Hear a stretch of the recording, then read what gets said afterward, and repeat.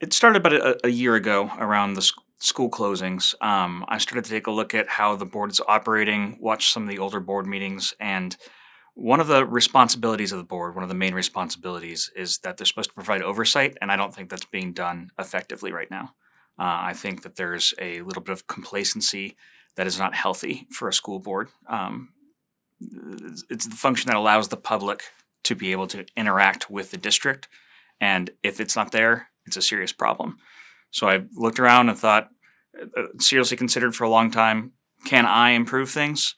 And when the answer to that is yes, and you can impact 47,000 students, you don't just throw your hat in the ring. You gotta go for it. So that's what I'm doing. Well, hopefully everyone answers that their top priority is academic achievement for all students, and that has a lot of pillars that support it. So one specifically that I care about is making sure that every student that has specific needs is taken care of to the point where they can participate and receive an excellent education.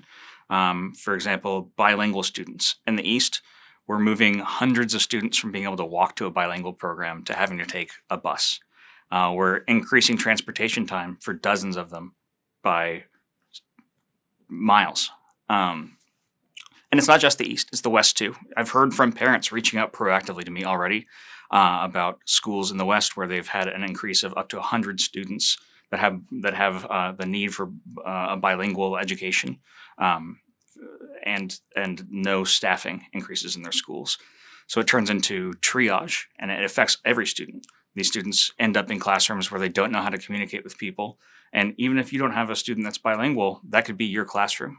And that's disruptive for students, and that impacts academic excellence. There's the simple ones that are very important and are things we should definitely monitor, like test scores across all cohorts, and making sure we keep an eye on that. But there's other things too, like lagging indicators. We want our students to graduate, go on and have successful careers, live fulfilling lives. We want to monitor that and make sure that that is actually happening.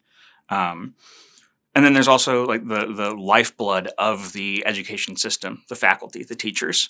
Right now we have a tragically high rate of turnover. We need to keep an eye on that. We need to keep an eye on how often we're having to resort to using full-time subs instead of certified teachers. Because success for our students is providing them the resources they need to be successful. Yeah, it's very important. It's a cycle where you've got two different entities here. You've got the businesses and the school, and it's a very symbiotic thing. They both feed off of each other. The businesses, we're very fortunate in Plano to have a large amount of very high quality businesses that give good jobs to the community, and that feeds back into the school district because those people pay taxes, whether you like it or not. And that funds the schools, which produces kids with a good education, which turn into adults with a good education, which can go back into the community and work at those businesses, found their own businesses, etc. The cycle repeats and repeats and repeats. So it's very important to keep engaged in that and make sure that we have the trust of the community, the business community, that they trust us that 10 years from now, 20 years from now, that we'll keep our end of that cycle going. Yeah, I'm most excited about the CTE Center, the Career and Technology Education Center. For a long time, for my adult life, it's been you go kindergarten through 12th grade in school, and then you go to college for at least 4 years, maybe more if you want to be a doctor or a lawyer or something, and then you go and have a career, and that's life. That's how it goes, and that's changed, and it is still changing. It's still evolving. So it's exciting for me to see Plano not only kind of keeping pace, but setting the pace with efforts like this.